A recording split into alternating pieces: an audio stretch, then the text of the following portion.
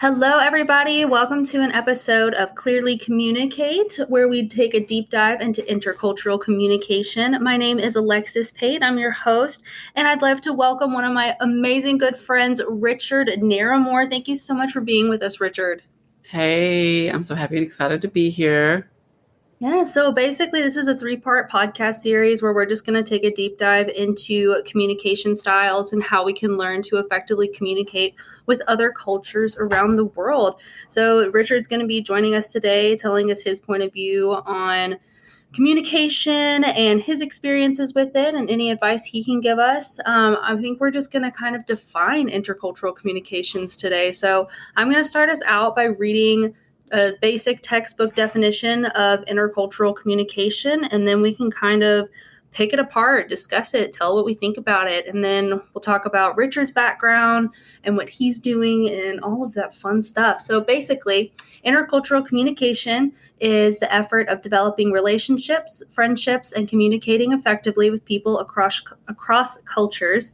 This includes developing empathy, sympathy towards people of different race, wealth, religions, and it's the understanding that in order to better learn other cultures, we must break down barriers and remain open to seeing situations through a different lens. And I cannot take credit for that definition.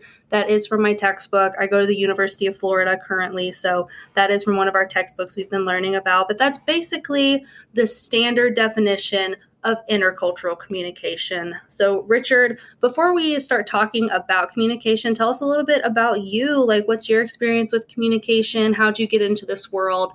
Tell us about yourself. Okay, so my experience with communication, I started my undergraduate at the University of South Alabama in 2015. Then I decided that I did not want to be a medical major, which is what I started as. I thought I was going to be a doctor. I took one chemistry class and said that it's not the route for me.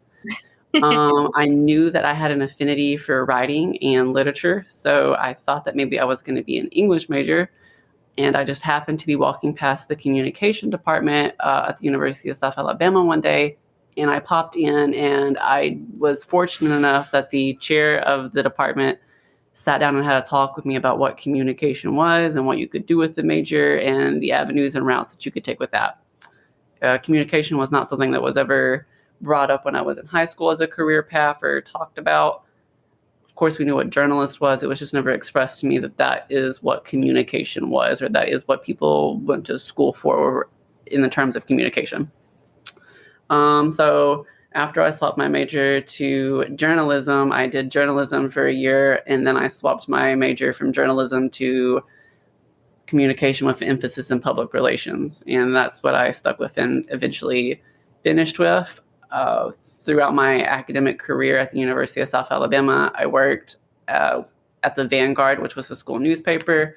Started as a writer, then became a copy editor, and eventually became the editor-in-chief of the newspaper, which was a really exciting and amazing experience to get to have while I was there. That's so awesome. And it's lucky enough that me and Richard were able to take classes together, be such good friends. Richard's one of my all-time besties for life. Absolutely. So, Very, very yes. happy that I got to become friends with you. Oh my gosh, yes. And you're just so talented. And I'm so proud of everything you've done so far.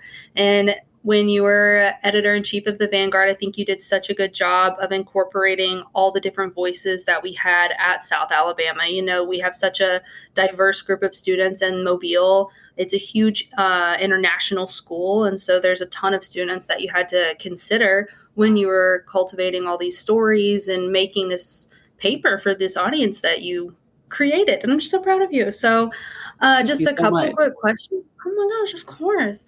Just a couple quick questions. So with your experience as a public relations graduate, what does intercultural communications mean to you? So I always look at communication as or through the lens of storytelling. And maybe I have that approach because I did start as a journalism, or, I started communication through the journalism track. And so for me, intercultural communication, I put in the aspect of the stories that we have to tell each other to communicate. Like I have a different story to tell than you have, and you have a different story to tell than somebody else has that might be of a different ethnic background or a different religious background or maybe even a different political background. We have different stories to tell that communicate how we relate to the world, how we view things, how we experience things, how we think about things, and ideas that we come up with. I love that. I think that's perfect. And I think taking that definition and using it with your role in the Vanguard really just created the audience that you had. You know, how do you think intercultural communication impacted your time as editor in chief? Like what was going on in the school? Do you have any specific instances that really tied to intercultural communications? Absolutely. When I became editor in chief, one of the biggest things that I wanted to achieve was having a diverse staff of writers and editors. And I was also fortunate enough that at this time we were also having, as I would put it, maybe a fever pitch of diversity and inclusion at the University of South Alabama. The year I became editor-in-chief was also the year that we hired and created the position at the University of South Alabama for a diversity officer. I don't know if you remember that. I can't remember the gentleman's name that they elected to that position, but there was a gentleman on campus, a doctor whose full-on position at the University at South Alabama was about creating this diverse and inclusive space. So I was really fortunate to have those ideas align at a time like that.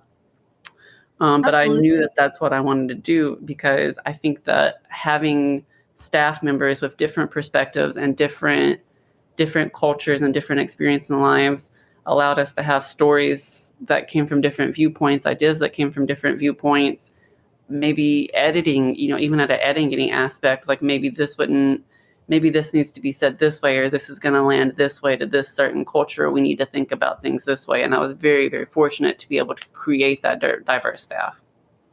Absolutely. And it creates almost a think tank for you guys because you can kind of bounce it off of each other and you each have different backgrounds. So obviously that conversation is going to grow and it's going to be more meaningful because of all the different people that you have.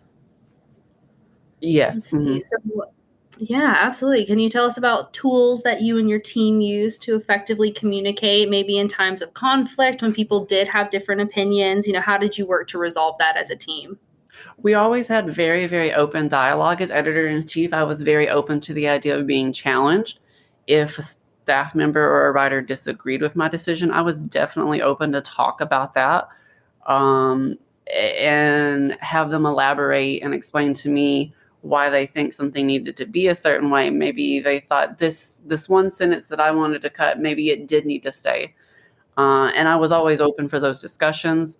So I think being open-minded and being open to other people's opinions, even if you are the person that's in charge, I think that's a very critical tool to have. Be open to being challenged on your viewpoint or your thought process or your decisions.